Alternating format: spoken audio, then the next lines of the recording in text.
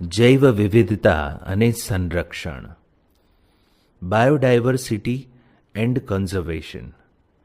જો દૂર રહેલી આકાશગંગામાંથી કોઈ એલિયન આપણા પૃથ્વી ગ્રહની મુલાકાતે આવે તો સૌથી પહેલી વાત તેને અભિભૂત અને અચંબિત કરશે, જે કદાચ આપણા પૃથ્વી પરના જીવનની અતિ વિશાળ વિવિધતા હશે કે જેનો તે સામનો કરશે.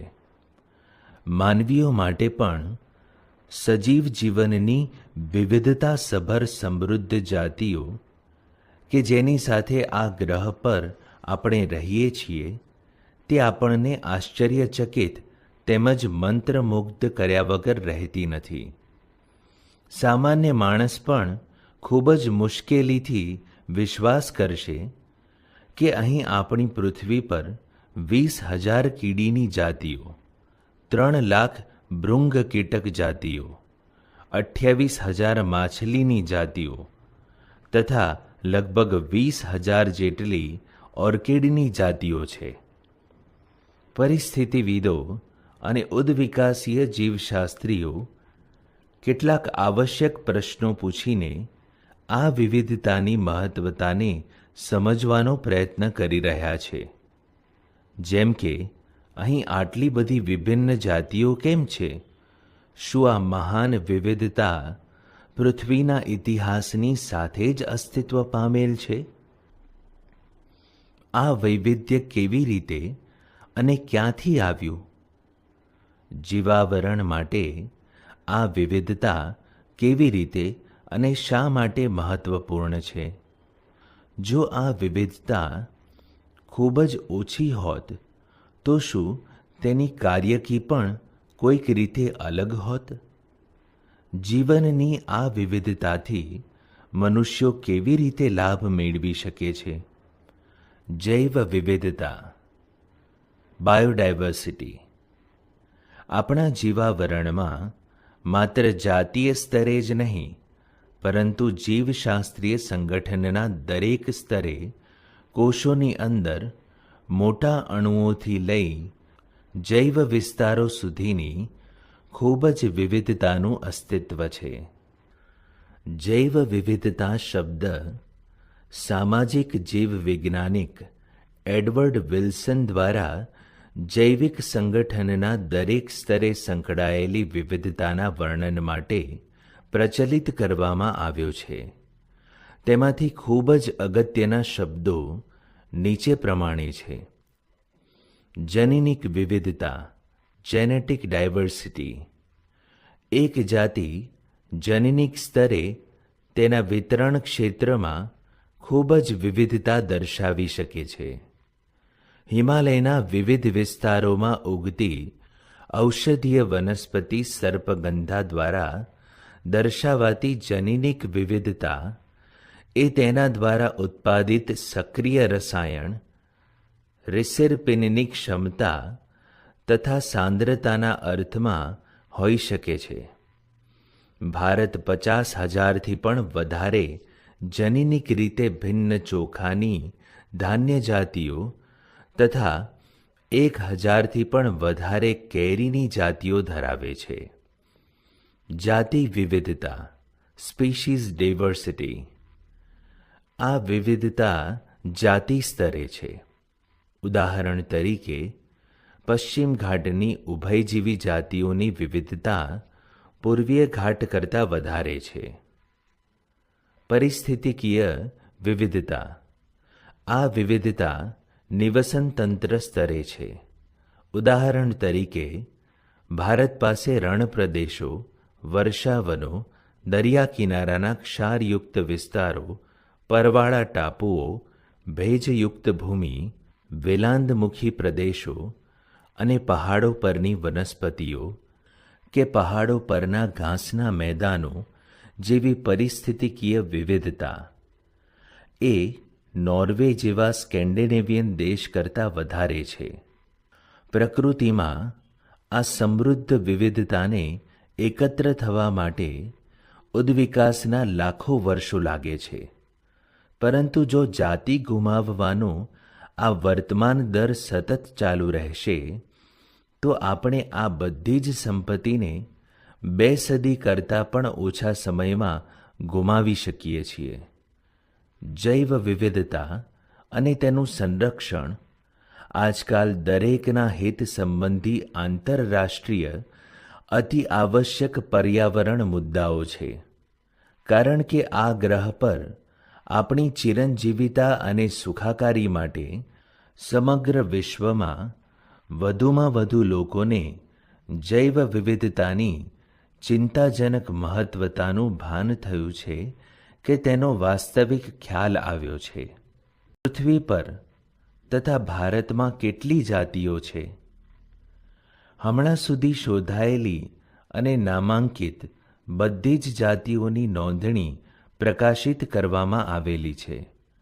આપણે જાણીએ છીએ કે આજ સુધી આ બધામાંથી કેટલી બધી જાતિઓ નોંધાયેલી છે, પરંતુ પૃથ્વી પર કેટલી જાતિઓ છે? આ પ્રશ્નનો જવાબ આપવો સહેલો નથી. IUCN international union for conservation of nature and natural resources 2004 પ્રમાણે આજ સુધીની વર્ણન કરાયેલી વનસ્પતિ અને પ્રાણી જાતિઓની કુલ સંખ્યા 1.5 મિલિયન કરતાં સહેજ વધારે છે. પરંતુ આપણને સ્પષ્ટ ખ્યાલ નથી કે હજુ કેટલી જાતિઓની શોધ તથા વર્ણન કરવાનું બાકી છે. અંદાજ લગાવવામાં ખૂબ જ વ્યાપકતા છે, તથા તેમનામાંથી ઘણી તો માત્ર પ્રશિક્ષિત રીતે ધારણા દેશો કરતાં સમશીતોષ્ણ દેશોમાં વધુ પરિપૂર્ણ છે. એ ધ્યાનમાં લેવાયું છે કે ઉષ્ણકટિબંધમાં નોંધપાત્ર રીતે મોટા પ્રમાણમાં જાતિઓની શોધ બાકી છે. જીવશાસ્ત્રીઓએ ઉષ્ણકટિબંધીય તેમજ સમશીતોષ્ણ પ્રદેશોમાં કીટકોના સમૂહની જાતિ સમૃદ્ધિનો કંટાળાજનક અભ્યાસ કરી તેમની આંકડાકીય તુલના કરી અને આ પ્રમાણ ગુણોત્તરમાં તે વિસ્તારોના પ્રાણીઓ તથા વનસ્પતિઓના અન્ય જૂથોને આવરી લઈ પૃથ્વી પરની જાતિઓની કુલ સંખ્યાનો એકંદરે અંદાજ લગાવ્યો. કેટલાક અંતિમ અંદાજનો વિસ્તાર 20થી 50 મિલિયન સુધીનો છે, પરંતુ રોબર્ટ મે દ્વારા કરવામાં આવેલ વધુ સંતુલિત અને વૈજ્ઞાનિક રીતે સચોટ અંદાજ પ્રમાણે વૈશ્વિક જાતિ વિવિધતા લગભગ 7 મિલિયન જેટલી છે. ચાલો આપણે વર્તમાન ઉપલબ્ધ જાતિ સંશોધનોને આધારે પૃથ્વીની જૈવ વિવિધતા વિશેના કેટલાક રસપ્રદ ઉદ્દેશોને જોઈએ. બધી અંદાજિત જાતિઓના 70% કરતાં પણ વધારે પ્રાણીઓ છે, જ્યારે બધી વનસ્પતિઓ જેમ કે લીલ, ફૂગ, દ્વિઅંગી, અનાવૃત બીજધારીઓ તથા આવૃત બીજધારીઓને સમાવેશિત કરીએ તો પણ તે કુલ ટકાવારીના 22% કરતાં વધારે નથી. પ્રાણીઓમાં કીટકો એ સૌથી વધારે જાતિ સમૃદ્ધિ ધરાવતો વર્ગીકરણીય સમૂહ છે. તે પ્રાણીઓની કુલ ટકાવારીના 70%થી પણ વધારે છે. એનો અર્થ એ છે કે આ ગ્રહ પર દરેક 10 પ્રાણીઓએ 7 કીટકો છે. ફરીથી કીટકોના આ વિપુલ વૈવિધ્યને આપણે કેવી રીતે સમજાવીએ? વિશ્વમાં ફૂગની જાતિઓની સંખ્યા એ મત્સ્ય, ઉભયજીવી, સરીસૃપ તથા સસ્તનોની જાતિઓની એકત્રિત કુલ સંખ્યા કરતાં પણ વધારે છે. આકૃતિમાં કેટલાક મુખ્ય વર્ગકોની જાતિ સંખ્યા દર્શાવતું જૈવ વિવિધતાનું ચિત્રણ કરવામાં આવ્યું છે. તે વાત નોંધવી જોઈએ કે આ અંદાજ આદિકોષ કેન્દ્રીય સજીવો માટેની કોઈ સંખ્યા આપતો નથી. જીવશાસ્ત્રીઓને એ ચોક્કસ ખાતરી નથી કે આદિકોષ કેન્દ્રીય જાતિઓની સંખ્યા કેટલી હોઈ શકે છે? સમસ્યા એ છે કે પરંપરાગત વર્ગીકરણની રીતો સૂક્ષ્મજીવોને ઓળખવા માટે યોગ્ય કે ઉચિત નથી તથા ઘણી જાતિઓનું પ્રયોગશાળામાં સંવર્ધન યોગ્ય નથી. જો આ સમૂહની જાતિઓના વર્ણન માટે જૈવ રાસાયણિક અથવા આણ્વિક માપદંડો અપનાવવામાં આવે ત્યારે તેમની વિવિધતા લાખોમાં પહોંચી શકે છે. તેમ છતાં ભારત એ વિશ્વના કુલ જમીન વિસ્તારના માત્ર 2.4% જ જમીન વિસ્તાર ધરાવે છે, પરંતુ તેની વૈશ્વિક જાતિ વિવિધતા પ્રભાવશાળી રીતે 8.1% છે. આ જ કારણ છે કે ભારત પણ વિશ્વના 12 મોટી વિવિધતા ધરાવતા દેશો પૈકી એક છે. ભારતમાં લગભગ 45,000 જેટલી વનસ્પતિ જાતિઓ તથા તેના કરતાં 2 ગણાથી પણ વધારે પ્રાણીઓની જાતિઓની નોંધણી કરી શકાય છે. વાસ્તવિક રીતે આજ સુધી કેટલી જીવંત જાતિઓની શોધ તથા તેમના નામ આપવાના બાકી છે? જો આપણે રોબર્ટ મેના વૈશ્વિક અંદાજનો સ્વીકાર કરીએ ત્યારે હજુ સુધી માત્ર કુલ જાતિઓના 22% જાતિઓની જ શોધ થઈ છે. ભારતમાં વિવિધતાની સંખ્યા માટે આ ટકાવારીના અમલનો આપણે અંદાજ લગાવીએ તો 1 લાખથી વધારે વનસ્પતિઓની જાતિઓ તથા 3 લાખથી વધારે પ્રાણી જાતિઓની શોધ તથા વર્ણન કરવાનું બાકી છે. શું આપણે ક્યારેય આપણા દેશની જૈવિક સંપદાની સંપૂર્ણ શોધ કરવા સક્ષમ બની શકીશું? વિચાર કરો કે આ કાર્યને પૂર્ણ કરવા માટે કેટલી પ્રશિક્ષિત માનવ શક્તિ તથા કેટલા સમયની આવશ્યકતા પડશે. આ પરિસ્થિતિ હજુ પણ વધારે નિરાશાજનક દેખાય છે જ્યારે આપણે સ્પષ્ટ રીતે જાણીએ છીએ કે મોટાભાગની આ જાતિઓ આપણે તેમના શોધ કરતા પહેલાં જ વિલુપ્ત થવાના ભયનો સામનો કરી રહી છે.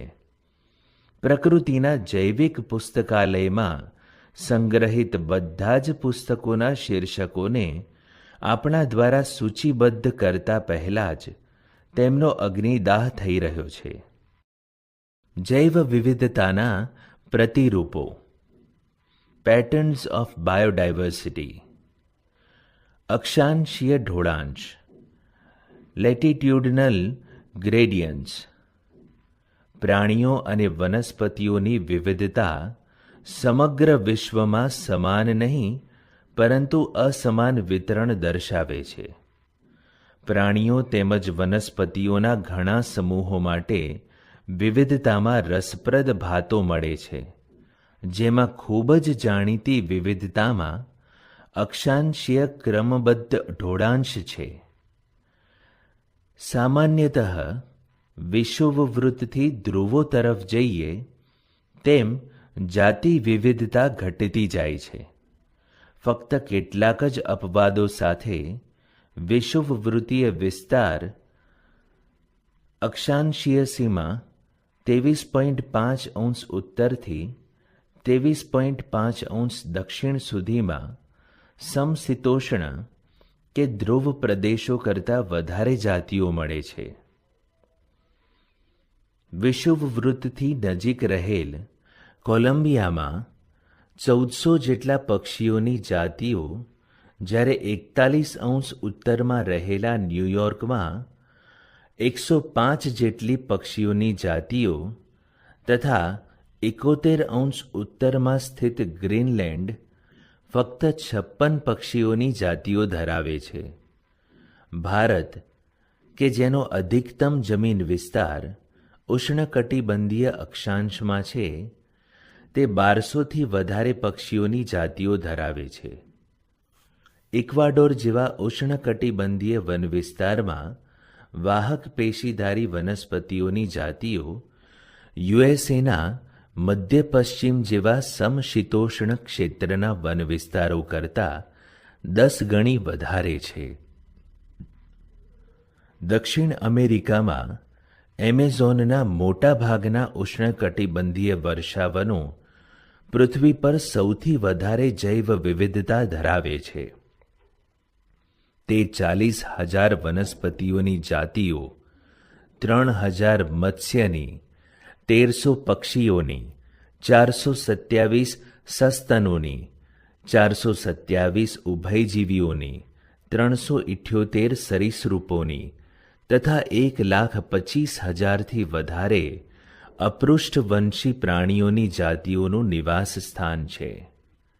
વૈજ્ઞાનિકોનું અનુમાન છે કે આ વર્ષાવનોમાં અત્યારે પણ ઓછામાં ઓછી 20 લાખ જેટલી કીટક જાતિઓની શોધ તથા નામકરણ કે ઓળખ બાકી છે. વિષુવવૃત્તીય વિસ્તારમાં એવું શું વિશેષ છે જે તેમની સૌથી વધારે વિવિધતા માટે કારણભૂત છે? પરિસ્થિતિવિદો તથા ઉદ્વિકાસીય જીવશાસ્ત્રીઓએ ઘણી પરિકલ્પનાઓ પ્રસ્થાપિત કરી છે, જેમાંથી કેટલીક મહત્વની છે. જે જાતિ ઉદ્ભવ સામાન્ય રીતે સમયનું કાર્ય છે.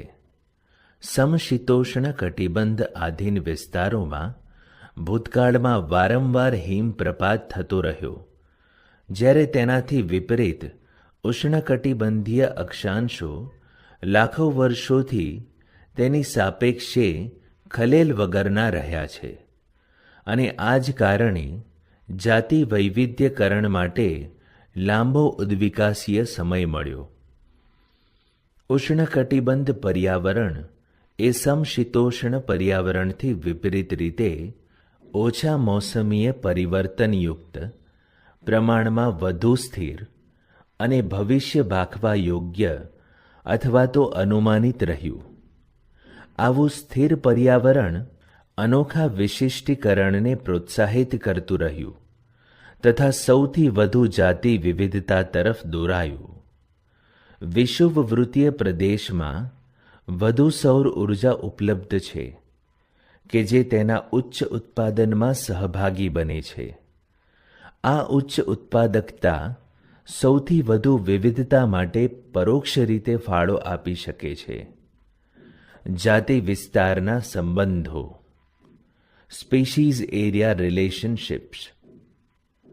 જર્મનીના મહાન પ્રકૃતિવિદ અને ભૂગોળશાસ્ત્રી એલેક્ઝાન્ડર વોન હમ્બોલ્ટે દક્ષિણ અમેરિકાના જંગલોના વેરાન પ્રદેશોમાં તેમના પ્રારંભિક અને વ્યાપક સંશોધન દરમિયાન અવલોકન કર્યું હતું કે શોધખોળ વિસ્તારોમાં વધારો કરવા સાથે કોઈ પ્રદેશની જાતિ સમૃદ્ધિમાં વધારો થાય છે, પરંતુ માત્ર અમુક મર્યાદા સુધી જ.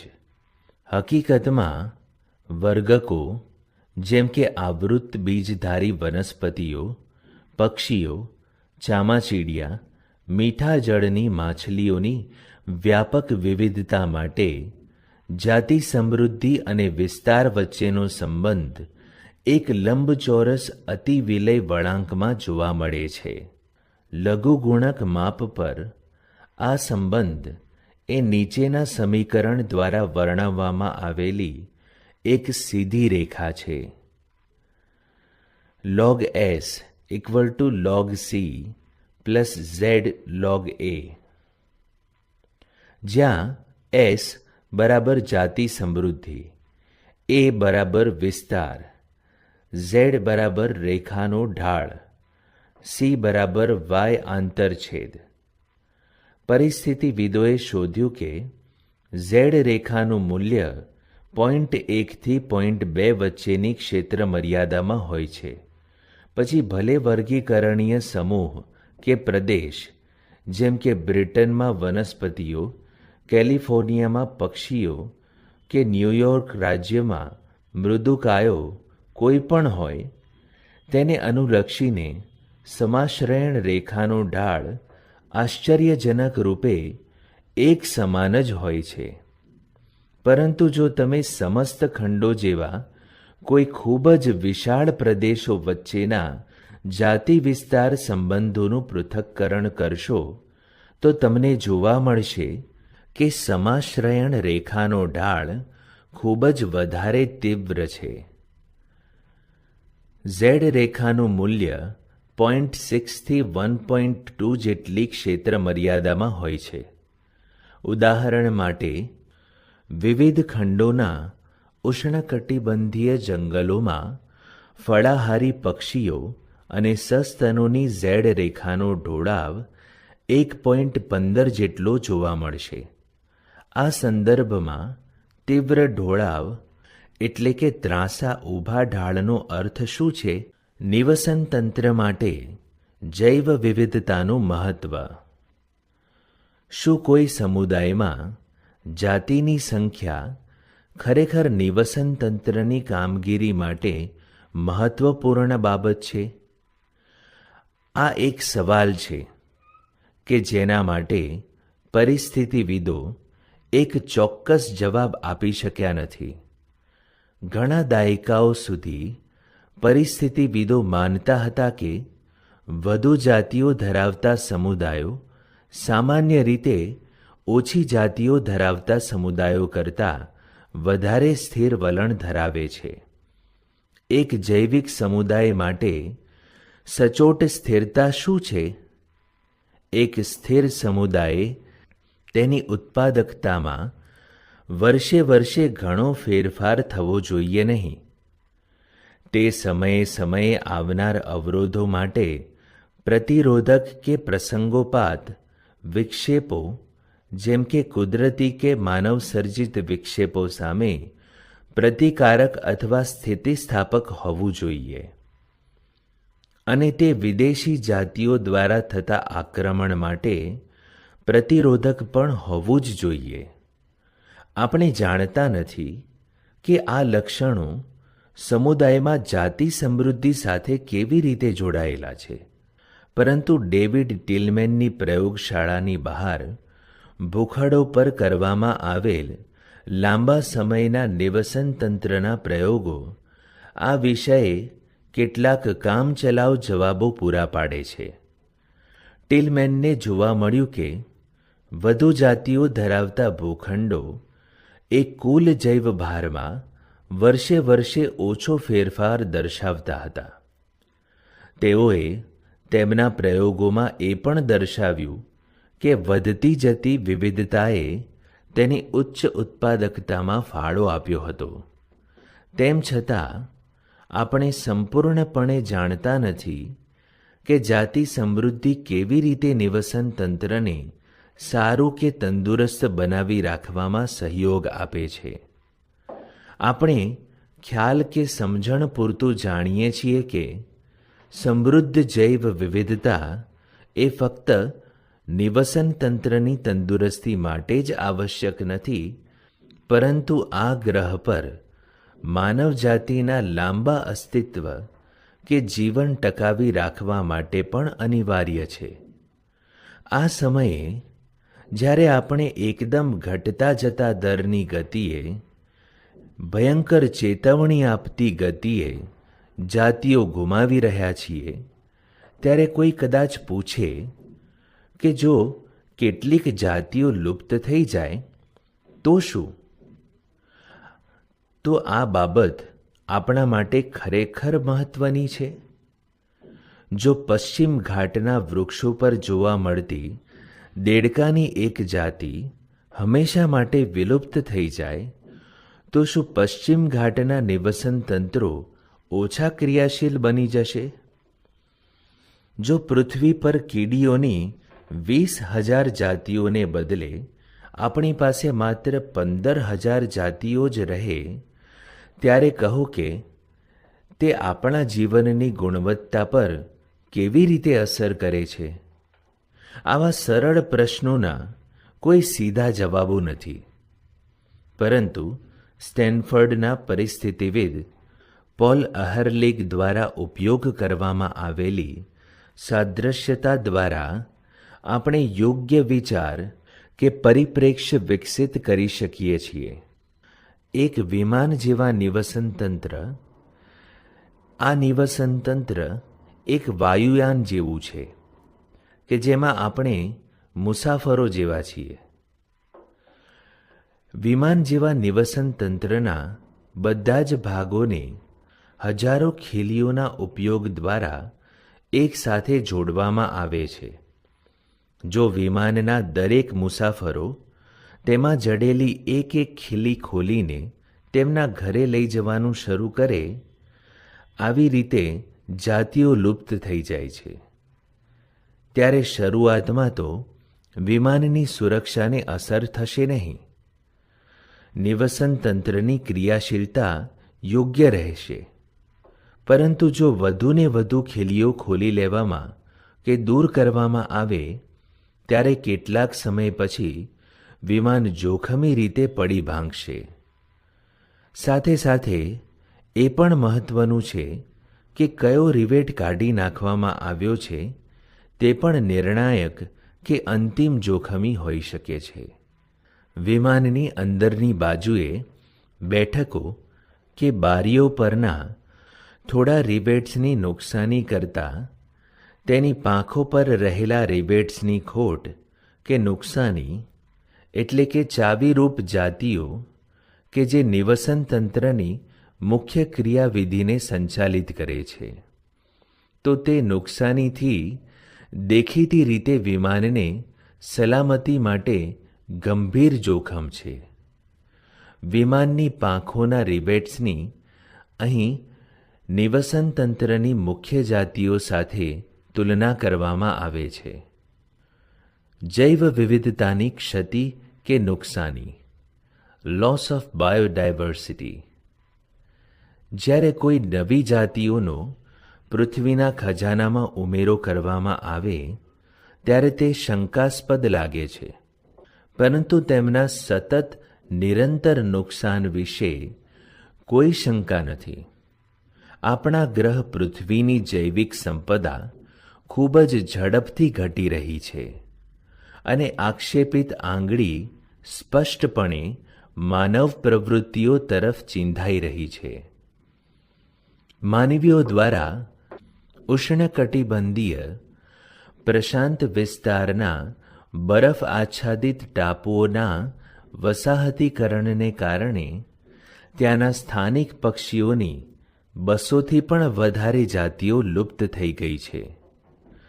IUCN રેડ લિસ્ટ 2004ના દસ્તાવેજી પુરાવાઓ પ્રમાણે પાછલા 500 વર્ષોમાં 784 જાતિઓ, જેમાંની 338 પૃષ્ઠવંશીઓ અને 359 અપૃષ્ઠવંશીઓ, 87 વનસ્પતિની જાતિઓ લુપ્ત થઈ ગઈ છે.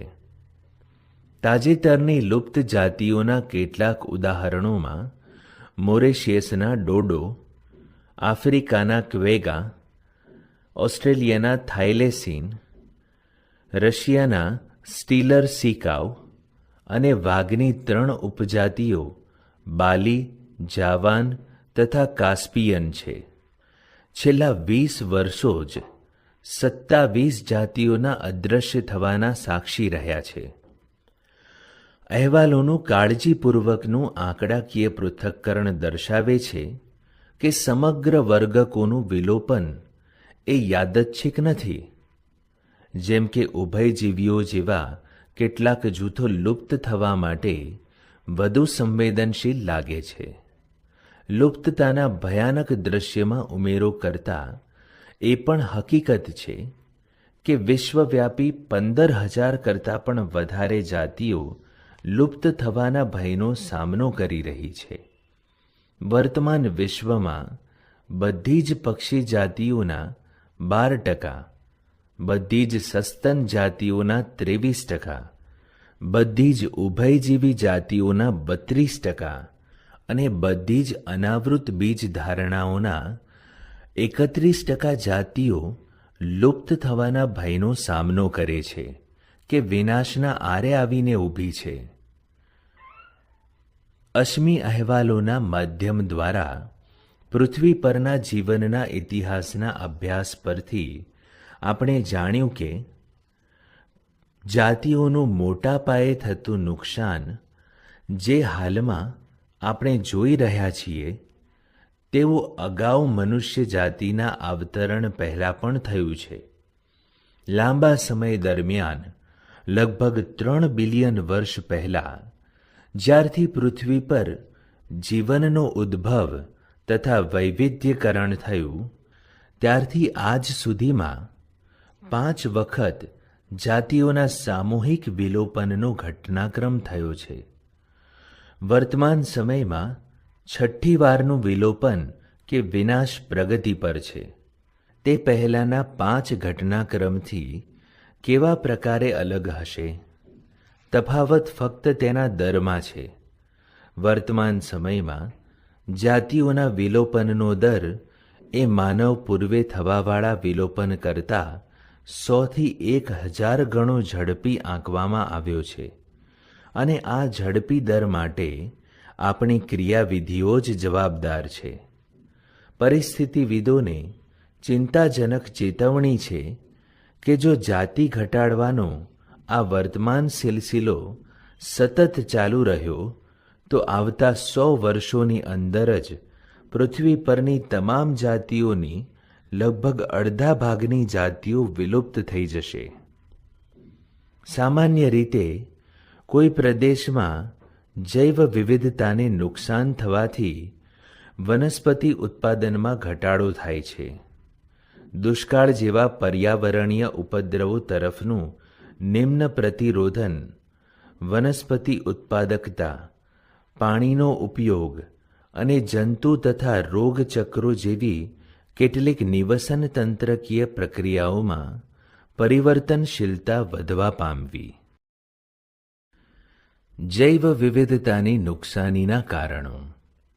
જાતિ વિલોપનનો વધતો જતો દર કે જેનો વિશ્વ આજે સામનો કરી રહ્યું છે તે મુખ્યત્વે માનવ પ્રવૃત્તિઓને કારણે છે.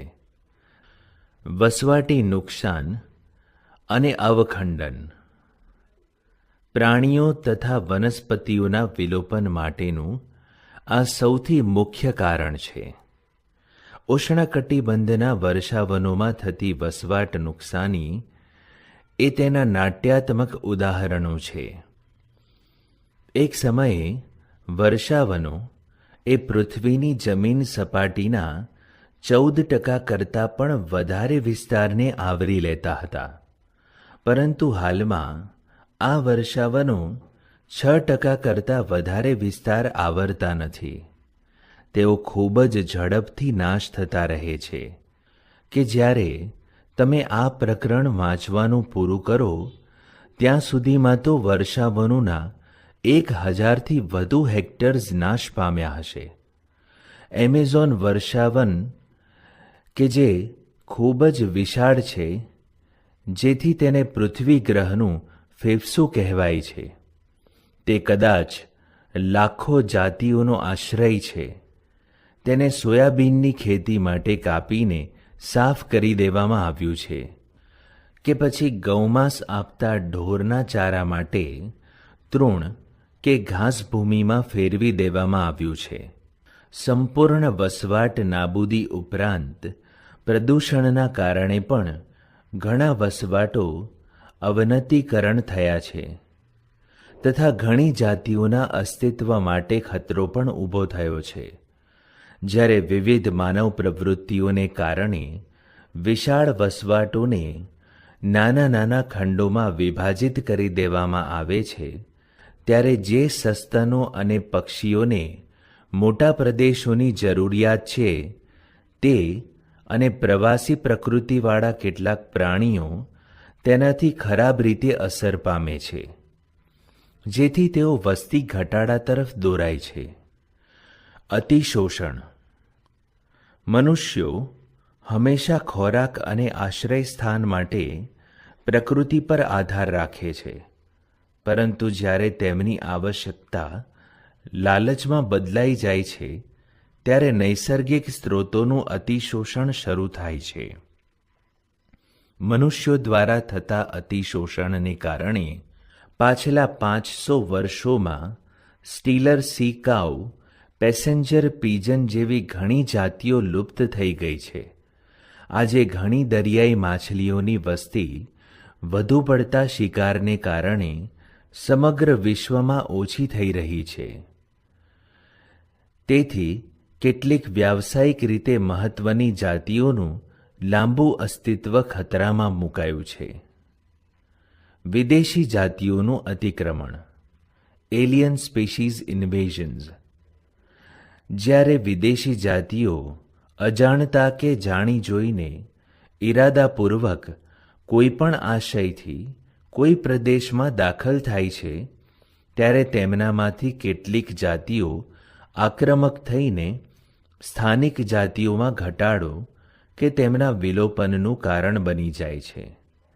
જ્યારે નાઇલ પર્શને, એક જાતની મીઠા જળની માછલીને પૂર્વ આફ્રિકાના વિક્ટોરિયા સરોવરમાં દાખલ કરવામાં આવી, ત્યારે તેના પરિણામ સ્વરૂપ સરોવરમાં રહેલી પરિસ્થિતિકીય રીતે અજોડ સ્થાનિક સિચલિડ માછલીઓની 200થી પણ વધારે જાતિઓના સમૂહ એક સાથે વિલુપ્ત થઈ ગયો. તમે ગાજર ઘાસ, ગંધારી અને જળકુંભી જેવી આક્રમક નીંદણ જાતિઓ દ્વારા થતા પર્યાવરણીય નુકસાન અને આપણી સ્થાનિક જાતિઓ માટે ઉદ્ભવેલા ખતરાથી પરિચિત હોવા જ જોઈએ. તાજેતરમાં જળચર સજીવ ઉછેરના હેતુ માટે ક્લેરિયસ ગેરીપિનસ તે નામની આફ્રિકન કેટફિશને ગેરકાયદેસર રીતે આપણી નદીઓમાં લાવવામાં આવી. તો હાલમાં આપણી સ્થાનિક કેટફિશ માછલીઓ માટે જોખમ ઊભું થયું છે. સહવિલોપન કે સહલુપ્તતા, કો એક્સટિંક્શન્સ. જ્યારે એક જાતિ લુપ્ત થઈ જાય છે, ત્યારે તેની સાથે સંકળાયેલી વનસ્પતિ અને પ્રાણી જાતિઓ પણ ફરજિયાત રીતે લુપ્ત થઈ જાય છે. જ્યારે યજમાન માછલીની જાતિ લુપ્ત થાય છે, ત્યારે તેના પરોપજીવીઓનું વિશિષ્ટ જૂથ પણ એ જ નિયમિતને પૂર્ણ કરે છે. વનસ્પતિ પરાગવાહકની સહોપકારિતાના સહવિકાસનો કિસ્સો એ તેનું બીજું ઉદાહરણ છે કે જ્યાં એક જાતિ વિલોપન એ નિશ્ચિતપણે બીજી જાતિના વિલોપન તરફ દોરાય. જૈવ વિવિધતાનું સંરક્ષણ, બાયોડાયવર્સિટી કન્ઝર્વેશન. આપણે જૈવ વિવિધતા સંરક્ષણ શા માટે કરવું જોઈએ? તેના ઘણા કારણો છે. કેટલાક સ્પષ્ટ અને બીજા કેટલાક અસ્પષ્ટ છે, પરંતુ બધા સમાન રીતે મહત્વપૂર્ણ. તેમને 3 વર્ગોમાં વર્ગીકૃત કરી શકાય છે. સંક્ષિપ્ત રીતે ઉપયોગિતાવાદી, વ્યાપક રીતે ઉપયોગિતાવાદી અને નૈતિક. જૈવ વિવિધતાના સંરક્ષણ માટે સંક્ષિપ્ત રીતે ઉપયોગી દલીલો સ્પષ્ટ છે, જેમ કે મનુષ્યો પ્રકૃતિમાંથી અગણિત સીધા આર્થિક લાભો મેળવે છે. ખોરાક જેમ કે ધાન્ય, કઠોળ, ફળ, બળતણ, રેસા, બાંધકામ સામગ્રી, ઔદ્યોગિક ઉત્પાદનો, ઊંજણ, રંગકો, રાળ, અત્તર તથા ઔષધીય મહત્વના ઉત્પાદનો. વર્તમાન વૈશ્વિક બજારમાં વેચાતી 25% કરતાં વધારે દવાઓ વનસ્પતિઓમાંથી મેળવવામાં આવે છે અને સમગ્ર વિશ્વના મૂળ સ્થાનિક લોકો દ્વારા ઉપયોગમાં લેવામાં આવતી લગભગ 25,000 જેટલી વનસ્પતિઓની જાતિઓ પરંપરાગત દવાઓમાં ફાળો આપે છે. એ કોઈ જાણતું નથી કે ઘણી બધી ઔષધીય રીતે ઉપયોગી વનસ્પતિઓની ઉષ્ણકટિબંધીય વર્ષાવનોમાં શોધ બાકી છે. જો સ્ત્રોતોના વધારા સાથે જૈવ શોધખોળ આર્થિક રીતે મહત્વના ઉત્પાદનો માટે આણ્વીય, જનીનિક અને જાતીય સ્તરે વિવિધતાની શોધ કરવામાં આવે તો સમૃદ્ધ જૈવ વિવિધતા ધરાવતા રાષ્ટ્રો તેના વધુ લાભો લેવાની અપેક્ષા રાખી શકે છે. વ્યાપક ઉપયોગિતાવાદી દલીલો કહે છે કે પ્રકૃતિ દ્વારા પ્રદાન કરવામાં આવતી ઘણી નિવસન તંત્રકીય સેવાઓમાં જૈવ વિવિધતા મહત્વનો ભાગ ભજવે છે. ખૂબ જ ઝડપથી નાશ પામતા ઘટતા જતા એમેઝોન જંગલો પ્રકાશ સંશ્લેષણ દ્વારા પૃથ્વીના વાતાવરણમાં કુલ ઓક્સિજનના લગભગ 20% જેટલો ઓક્સિજન ઉત્પન્ન કરતા હોવાનો અંદાજ છે. શું આપણે પ્રકૃતિ દ્વારા પ્રદાન કરવામાં આવતી આ સેવાનું આર્થિક મૂલ્ય આંકી શકીએ છીએ? તમારી નજીકની હોસ્પિટલમાં એક ઓક્સિજન સિલિન્ડર પર કેટલો ખર્ચ થાય છે તેનાથી તમે તેનું કેટલુંક અનુમાન લગાવી શકો છો. પરાગનયન કે જેના વગર વનસ્પતિઓ આપણને ફળ તથા બીજ આપી શકતી નથી, તે નિવસન તંત્રની બીજી સેવા છે, જે પરાગવાહકો જેવા કે મધમાખી, ભમરા, પક્ષીઓ તથા ચામાચીડિયા દ્વારા નિવસન તંત્રો આપણને પ્રદાન કરે છે. પ્રાકૃતિક પરાગવાહકોની મદદ વગર પરાગનયન પૂર્ણ કરવાનો ખર્ચો શું હશે? બીજા અપ્રત્યક્ષ લાભો પણ છે જે આપણે પ્રકૃતિમાંથી મેળવીએ છીએ, જેમ કે લાકડાના જાડા ગોળવા ફેરવીને ચાલવાનો, વન ભ્રમણ દરમિયાન વસંત ઋતુમાં સંપૂર્ણ ખીલેલા પુષ્પો નિહાળવાનો કે સવારમાં બુલબુલના ગીત સાંભળતા સાંભળતા જાગવાનો સૌંદર્યલક્ષી આનંદ. શું આપણે આવી વસ્તુઓ પર કોઈ ભાવસૂચક કિંમત મૂકી શકીએ? જૈવ વિવિધતાના સંરક્ષણ માટે નૈતિક દલીલને સંબંધ આ પૃથ્વી ગ્રહ પર રહેલી એવી વનસ્પતિઓ, પ્રાણીઓ તથા સૂક્ષ્મ જીવોની લાખો જાતિઓ સાથે છે જેના આપણે ઋણી છીએ કે જેમની સાથે આપણે રહીએ છીએ. દાર્શનિક કે આધ્યાત્મિક રીતે આપણે એ સમજવાની જરૂર છે કે દરેક જાતિઓ તેનું આંતરિક મૂલ્ય ધરાવે છે, ભલે પછી આપણા માટે તેનું વર્તમાનમાં કોઈ પણ આર્થિક મૂલ્ય ન હોય. ભવિષ્યની આવનારી પેઢીઓને સારી રીતે સુનિશ્ચિત કરવા તેમજ તેમની સુખાકારી માટે આપણા જૈવિક વારસાનું જતન કરવાની આપણી નૈતિક ફરજ બને છે. આપણે જૈવ વિવિધતાનું સંરક્ષણ કેવી રીતે કરવું જોઈએ? જ્યારે આપણે સમગ્ર નિવસન તંત્રને સંરક્ષિત અને સુરક્ષિત કરીએ છીએ ત્યારે તે જૈવ વિવિધતાના બધા જ સ્તરો પણ સુરક્ષિત થઈ જાય છે. આપણે વાઘને બચાવવા માટે સમગ્ર જંગલને બચાવવું પડે છે. આ અભિગમને સ્વસ્થાન સંરક્ષણ કહે છે. જો કે જ્યારે એવી કોઈ પરિસ્થિતિઓ હોય કે જ્યાં પ્રાણી અથવા વનસ્પતિનું અસ્તિત્વ જોખમ કે સંકટમાં મુકાયું હોય અને તેને વિલોપનના સંકટમાંથી બચાવવા ત્વરિત પગલાં લેવાની આવશ્યકતા હોય ત્યારે બાહ્ય સ્થાન સંરક્ષણ એ ઇચ્છનીય અભિગમ છે.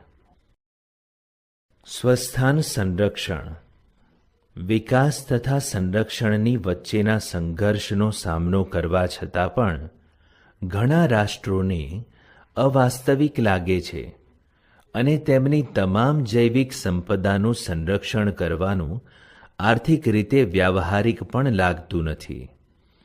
નિશ્ચિતપણે જેટલા સંરક્ષણના સ્ત્રોતો ઉપલબ્ધ છે તેનાથી વિલોપનમાંથી બચવાની રાહ જોતી જાતિઓની સંખ્યાને બચાવવી દૂરની વાત છે. વૈશ્વિક આધાર પર આ સમસ્યા શ્રેષ્ઠ સંરક્ષણવાદીઓ દ્વારા સંબોધવામાં આવેલ છે. તેઓએ મહત્તમ સુરક્ષા માટે ખૂબ જ ઉચ્ચ સ્તરોની જાતિ સમૃદ્ધિ ધરાવતા અને ઉચ્ચ પ્રમાણની સ્થાનિકતા જે તે પ્રદેશ પૂરતી મર્યાદિત હોય અને અન્યત્ર બીજે ક્યાંય જોવા મળતી ન હોય તેવા કેટલાક જૈવ વિવિધતાના ધ્યાન ખેંચતા પ્રદેશો ઓળખ્યા છે. શરૂઆતમાં 25 જૈવ વિવિધતાના હોટસ્પોટ્સની ઓળખ કરવામાં આવી હતી, પરંતુ ત્યારબાદ આ યાદીમાં 9 હોટસ્પોટ વધારે ઉમેરવામાં આવ્યા હતા. આમ વિશ્વભરમાં જૈવ વિવિધતાના હોટસ્પોટ્સની કુલ સંખ્યા 34 સુધી લઈ જવાઈ છે. આ હોટસ્પોટ્સ એ ત્વરિત રીતે ક્ષતિ પામતા આવાસીય ક્ષેત્રો પણ છે. આમાંથી 3 હોટસ્પોટ્સ પશ્ચિમ ઘાટ અને શ્રીલંકા, ઇન્ડો બર્મા તથા હિમાલય છે, જે અપવાદ રૂપે આપણા દેશની ઉચ્ચ જૈવ વિવિધતાના ક્ષેત્રોને આવરી લે છે. તેમ છતાં બધા જ જૈવ વિવિધતાવાળા હોટસ્પોટ્સને એકસાથે ભેગા કરીએ તો પણ તે પૃથ્વીના જમીન વિસ્તારના 2% કરતાં ઓછા થાય છે. પરંતુ આ ક્ષેત્રોમાં સામૂહિક રીતે આવાસિત જાતિઓની સંખ્યા અત્યંત વધારે છે તથા આ હોટસ્પોટ્સની કડક સુરક્ષા દ્વારા ચાલુ રહેલા સમૂહ વિલોપનના દરને લગભગ 30% સુધી ઘટાડી શકાય છે. ભારતમાં પરિસ્થિતિકીય રીતે અદ્વિતીય અને જૈવ વિવિધતા સમૃદ્ધ પ્રદેશોને જૈવાવરણ આરક્ષિત વિસ્તારો, રાષ્ટ્રીય ઉદ્યાનો અને અભયારણ્યો તરીકે કાયદાકીય સુરક્ષા આપવામાં આવી છે. અત્યારે ભારતમાં 14 જૈવાવરણ આરક્ષિત વિસ્તારો, 90 રાષ્ટ્રીય ઉદ્યાનો અને 448 વન્યજીવ અભયારણ્યો છે. ભારતમાં ધાર્મિક અને સાંસ્કૃતિક પરંપરાઓનો ઇતિહાસ પણ છે, જે પ્રકૃતિની સુરક્ષા પર ભાર મૂકે છે. ઘણી સંસ્કૃતિઓમાં જંગલો માટે અલગ હિસ્સો છોડી દેવામાં આવતો હતો અને તેમાં રહેલા બધા જ વૃક્ષો તથા વન્યજીવનની પૂજા કરવામાં આવતી અને સમગ્ર રીતે રક્ષણ આપવામાં આવતું. આ પ્રકારના પવિત્ર ઉપવનો ધાર્મિક માન્યતાને આધારે વનસ્પતિ અને પ્રાણી સુરક્ષિત વિસ્તારો, મેઘાલયની ખાસી અને જયંતિયા ટેકરીઓ, રાજસ્થાનની અરવલ્લી ટેકરીઓ, કર્ણાટક અને મહારાષ્ટ્રના પશ્ચિમ ઘાટના વિસ્તારો તથા મધ્યપ્રદેશના સરગુજા, ચંદા અને બસ્તર વિસ્તારો તેમાં જોવા મળે છે. મેઘાલયમાં પવિત્ર ઉપવનો એ દુર્લભ અને સંકટમાં રહેલ વનસ્પતિઓની ઘણી સંખ્યા માટેના અંતિમ શરણાર્થીઓ છે.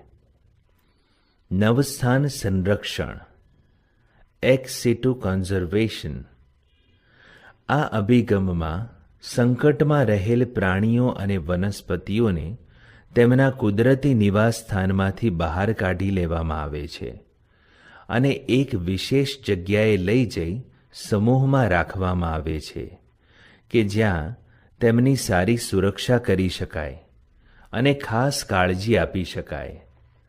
પ્રાણી ઉદ્યાનો, વનસ્પતિ ઉદ્યાનો અને વન્યજીવ સફારી ઉદ્યાનો આ હેતુ માટે સેવાઓ આપે છે. એવા ઘણા પ્રાણીઓ જે જંગલમાં વિલુપ્ત થઈ ગયા છે, પરંતુ પ્રાણી ઉદ્યાનોમાં જાળવી રાખવાનું ચાલુ છે.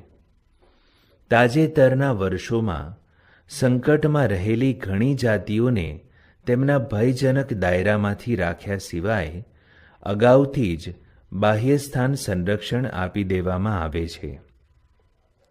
હાલમાં સંકટમાં રહેલી જાતિઓના જન્યુઓની ક્રાયોપ્રિઝર્વેશન તકનીકીઓ -196° તાપમાને અનિશ્ચિત સમય માટે સંગ્રહ કરવાની પદ્ધતિના ઉપયોગથી જીવિત અને જનનક્ષમ અથવા ફળદ્રુપ સ્થિતિમાં લાંબા સમયગાળા માટે સાચવણી કરી શકાય છે. ઈંડાને કૃત્રિમ રીતે ફલિત કરી શકાય છે. અને વનસ્પતિઓને પેશી સંવર્ધન પદ્ધતિઓના ઉપયોગથી પ્રસર્જિત કરી શકાય છે. વ્યાપારિક ધોરણે મહત્વની વનસ્પતિઓના વિભિન્ન જનીનિક જાતોના બીજને બીજ બેંકોમાં લાંબા સમયગાળા માટે રાખી શકાય છે. જૈવ વિવિધતા માટે કોઈ રાજકીય સીમાઓ નથી અને તેથી તેનું સંરક્ષણ બધા રાષ્ટ્રોની સામૂહિક જવાબદારી છે. જૈવિક વિવિધતા પરનું ઐતિહાસિક સંમેલન the historic convention on biological diversity પૃથ્વી પરિષદ ધ અર્થ સમિટ વર્ષે 1992માં રિયો ડી જાનેરો ખાતે યોજવામાં આવેલ હતું, જેમાં તમામ રાષ્ટ્રોને સંબોધીને કહેવામાં આવ્યું હતું કે જૈવ વિવિધતાના સંરક્ષણ માટે યોગ્ય પગલાં લેવા તેમજ તેના લાભોનો એ રીતે ઉપયોગ કરવામાં આવે કે જેથી તે લાંબા સમય સુધી મળતા રહે. તેને અનુસરીને વર્ષ 2002માં દક્ષિણ આફ્રિકાના જોહાનિસબર્ગમાં ટકાઉ વિકાસ પર વિશ્વ પરિષદ યોજવામાં આવી, જેમાં વિશ્વના 190 દેશો પ્રતિજ્ઞા લઈ વચનબદ્ધ થયા કે તેઓ 2010 સુધીમાં વૈશ્વિક, પ્રાદેશિક તેમજ સ્થાનિક સ્તરે ઘટતા જતા જૈવ વિવિધતા વર્તમાન દરમાં નોંધપાત્ર ઘટાડો